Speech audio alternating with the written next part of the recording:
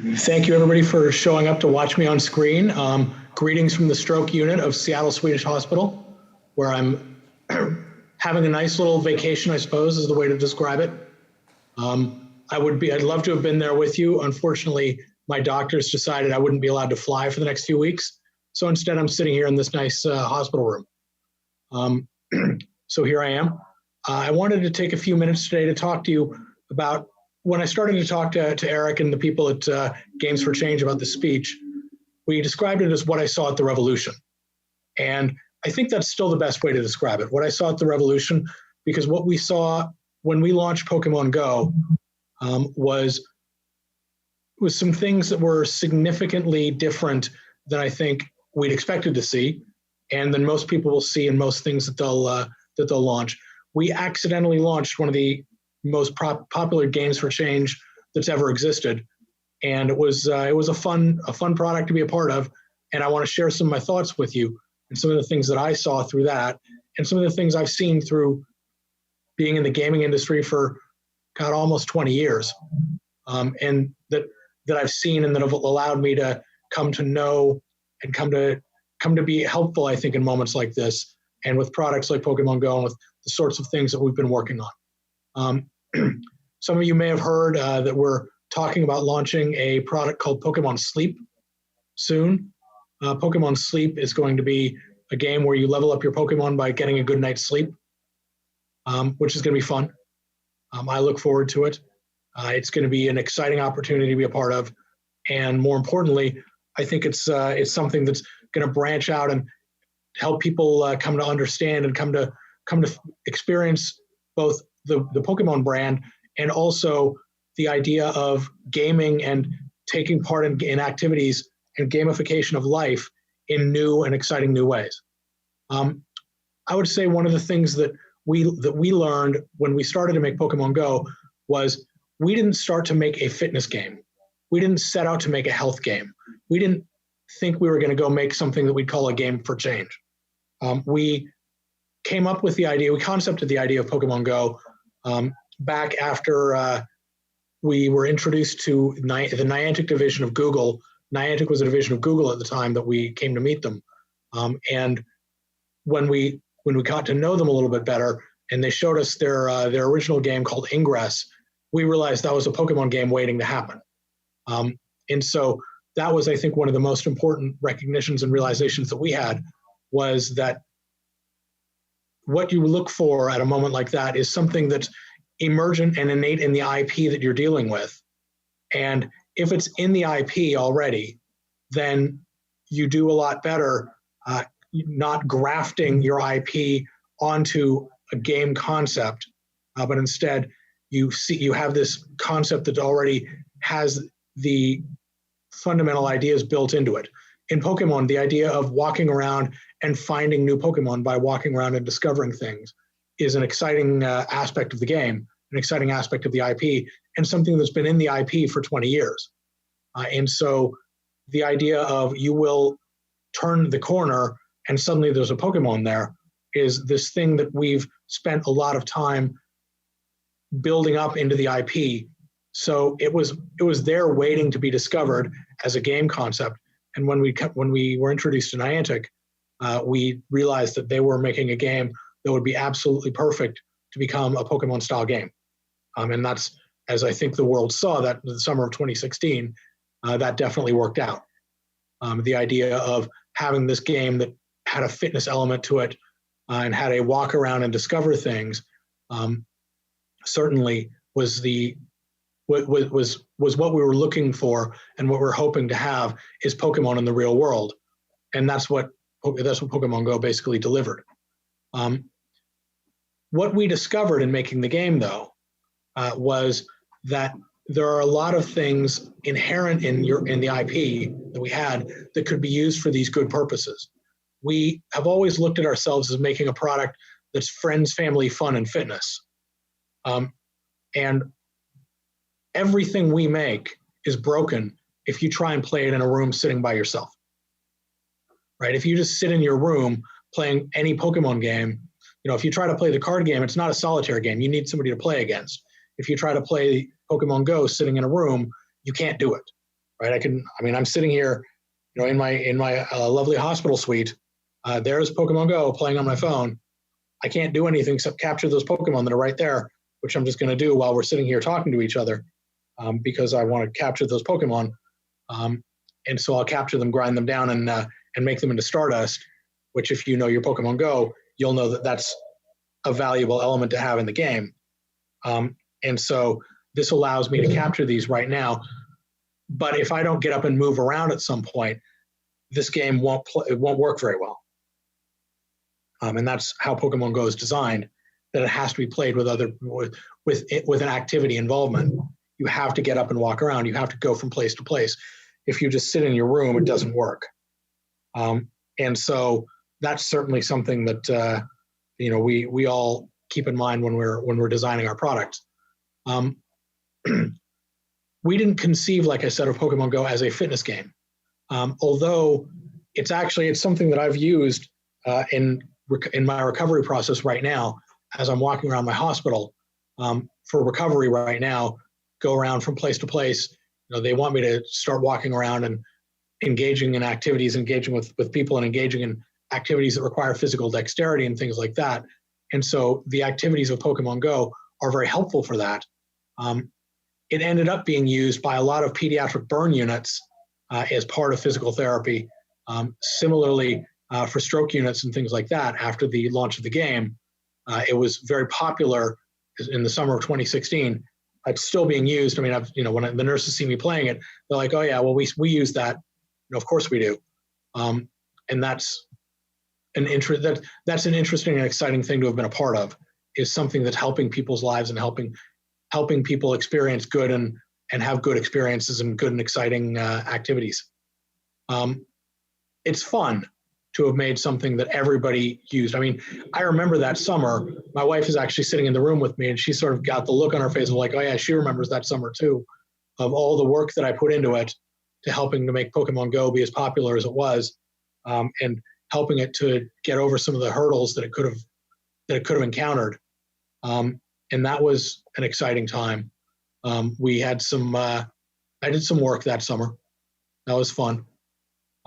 We experienced, I had a lot of conversations with a lot of government agencies, with a lot of, we had some fun when I got a call from the Department of Energy, and they wanted to let me know that they didn't appreciate that there were Pokestops inside nuclear plants, that they're like, these are top secret facilities, these locations and these things that the Pokemon are spawning at, and that these, you've got in your game. And I remember saying, well, that means somebody took a photograph of them and uploaded them to a server, and that server, they uploaded the photograph with GPS coordinates. And you might want to think about that, because it's not really my fault somebody did that. That was a fun set of conversations to have. We found that the Pokemon Go being used by the burn units, particularly, was something that was, we didn't talk about that a lot when the game was at its height, at its peak. We didn't want to look like we were bragging. We didn't, there's a certain amount of humility you have when you launch something, that we wanted to make sure that we didn't want to seem like we were, using the stories of people who'd been in burn units to try and promote ourselves. Have a little humility when this kind of thing happens is nice. And so one of the things that we saw at the Revolution was you can change the world without even meaning to, because we didn't mean to create a game that would help kids in burn units. And yet there it is. It absolutely happened. We had stories that started to come in almost immediately of parents who said they never thought they'd see their kids want to go out and socialize with other kids. Parents of really autistic children, kids very, very far along the autism spectrum, who their parents said, it's been amazing to watch as our children have discovered this game and wanted to go out and play it. I actually have a person who works for me who has two children that are very, very far along the ASD spectrum. And she says that was one of the things that made her want to come work at the company, was watching her kids play Pokemon Go. And she said, I wanted to be involved with the people that could do something like that for my children. And it's been, it's a very humbling experience to have people say that sort of thing to you. As I'm sure all of you who work in this field know very well, the good feeling you get from this working out, from having your product become popular with a population of people, and they discover it and they enjoy it, and it has the effect that you were hoping for. It's a great feeling. One of the things that I would say we also discovered was you have to think of big picture issues when you're launching a product like that. When you're launching a product that is in the course of changing the world, you have to think of some of these big picture issues. I got the alpha of Pokemon Go in January of 2016. It launched in the summer of 2016. And one of the first things I did when I saw it was I said, okay, this thing is going to be a juggernaut that's going to crush everything in its path this summer when it launches. I had better make sure that this thing is designed in as child-safe a way as possible. And so I went and talked with the National Center for Missing and Exploited Children, with whom we're partners, and we partnered up with them in the context of making the game. I now sit on the board of the National Center, and it's that kind of ethos of child safety and trying to make things that are helpful and trying to make things that are safe for children really permeates the DNA of my company, but also really permeates my personal DNA. And so the idea of getting in a partnership with people who could help us and give us guidance on these are the things that might create safety risks for children, and these are the things that might allow bad guys to exploit your product. Here's a way to get around those. Here's a way to not allow bad guys to exploit your product. That's something that I recommend. I recommend the National Center and their ability to help with that and help design products and help concept the product such that it's able to be very much as safe as possible. I strongly recommend going and talking with them if you're working in a child space. They've been very helpful for us in a lot of ways, and certainly it's been something that I've found very, very helpful and beneficial in helping me focus my thoughts. I would say one other thing that's been interesting in the context of making Pokemon Go was thinking about, okay, well, what can we do to deal with the prospect of not just child safety but human safety, as we're making this game that encourages people to go to places and go do things, right? If you play Pokemon Go, you've probably noticed that there's what we call a speed governor in it, where if you go over a certain speed, or if the game perceives you as going over a certain speed, it asks you to say you're a passenger, but then still there's certain things you can't do.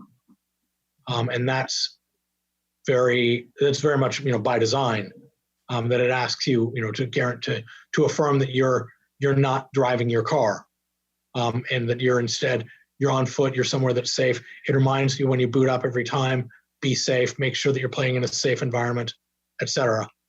And that's very important to us, to make sure that we deliver the message of safety and a good message of making sure that you're engaging with the game in a safe manner, or at least as safe a manner as possible. And that's built into the DNA of the game. I would say that that's the sort of things that you find that you're thinking about, and I'm sure that all of you think about when you're starting to concept out your products, is what are the ways that we can design these things not just to deliver the result we want, but to deliver it in a safe fashion. And these are the kinds of things that we stumbled across organically. And I hope that at least as you look at Pokemon Go, you can think of a game that became what it was organically and in a way that isn't really, we didn't design it to be the phenomenon that it became. As I tell people, I didn't know I had a bucket list, but it turns out I did have a bucket list. And it turns out on my bucket list, one of the elements was be profiled in several family circus cartoons. One we were profiled in several Family Circus cartoons, and I didn't know that that was something I planned, I'd hoped for in my life. It was a very strange feeling, opening up the newspaper and seeing the Family Circus had done Pokemon Go cartoons. I'd show them to you, except I don't have a license to show them. And I probably would need one of those for this purpose.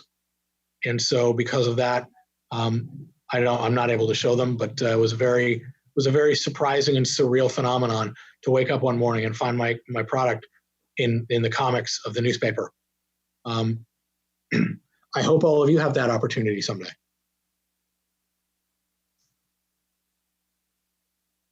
Hope you enjoyed that shot of my giant pitcher of water. I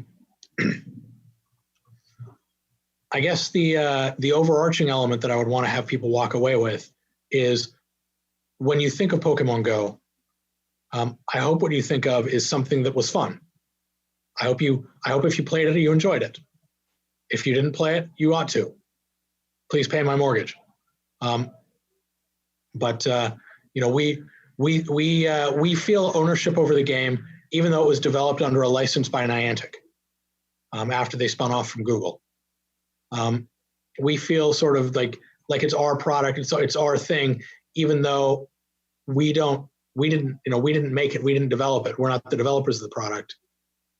We still feel as though it's ours, which is an exciting feeling to have, right? When I talk to my friends at Niantic, and they're great friends of ours, they've been great partners to work with, and the idea of working with them to go out and develop a game that gets people out and moving, I hope that Harry Potter, for their sake, I hope they have experienced the kind of success that we had, because it's really it's an amazing thing to have been a part of. But there we go. I feel that one of the things that I would say is, if you're going to make a game that you want to become a fitness or a health game, we didn't set out to make a fitness or a health game, like I've said.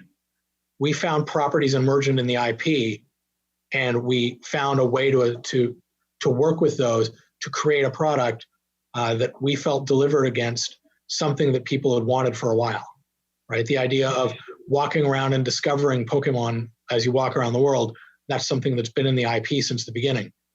And so we didn't say, okay, let's make a game that involves fitness and walking. It's just that's an aspect of the game. We had always had it in there.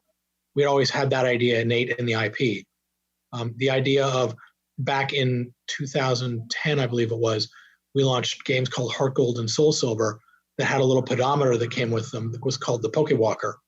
And you could load a Pokemon in there, and you could level it up by walking around with it like a pedometer on. And it would count your steps, and the more steps you took, the more your Pokemon would level up. And that was a fun way to level up Pokemon as well, that sort of predated this idea. We've enjoyed making the game. We've enjoyed making Pokemon. We've enjoyed being involved with Niantic. We've enjoyed the benefits that it's brought to the world. It's nice to know.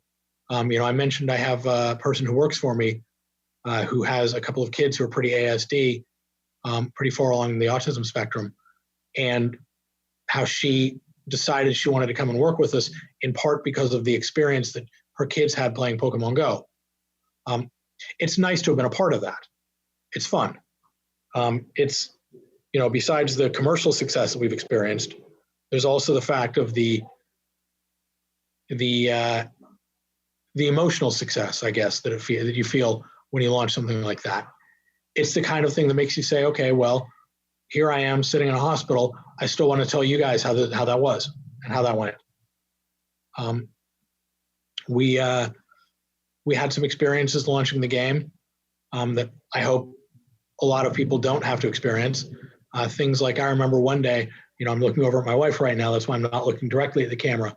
And she'll remember the day that she came home, and I had somebody send to me an article about minefields in Bosnia, and what do you do to make people not walk into the minefields playing Pokemon Go? How do you keep the kids out of the minefields? And that was not the happiest day of my life, but it was certainly, one of the things that you don't necessarily wake up in the morning. As I tell people, they don't teach you that in law school. They don't tell you, okay, well, someday you're going to have to figure out what you're going to do about minefields in Bosnia when you launch a video game. As it turns out, in that case, one of my classmates from law school had worked at a mine removal charity, and she hooked me up with a contact at the State Department. And I talked to them about what we could do to try and deal with that particular problem. And they gave us some information that allowed us that I could give to Niantic, that allowed them to take some steps to change around the game a little bit. And that certainly worked out in our favor, I think. So this is unfortunately kind of a one-way conversation, because I'm sitting here and I can't see if you guys are all tuned out or zoned out or whatever. I hope you're not, but if you are, I hope whatever you're looking at is interesting. I hope that means you're not looking at me. If you are looking at me, then hi, wave. But thank you guys for sitting here and listening to me talk. I would say that one of the things that I would want to have you walk away from here remembering is the idea of sometimes you can change the world without even meaning to. You can make a game that's a game for change without meaning to make a game for change. We didn't mean to create a game that was going to change the world, and then we did. Oops. So thank you for sitting and listening to me. It's been fun to have the chance to talk to all of you. And I hope this has been helpful for you as you think about the prospect of making a product that will become the most popular game in the world, like Pokemon Go was for a while. Thanks. Bye.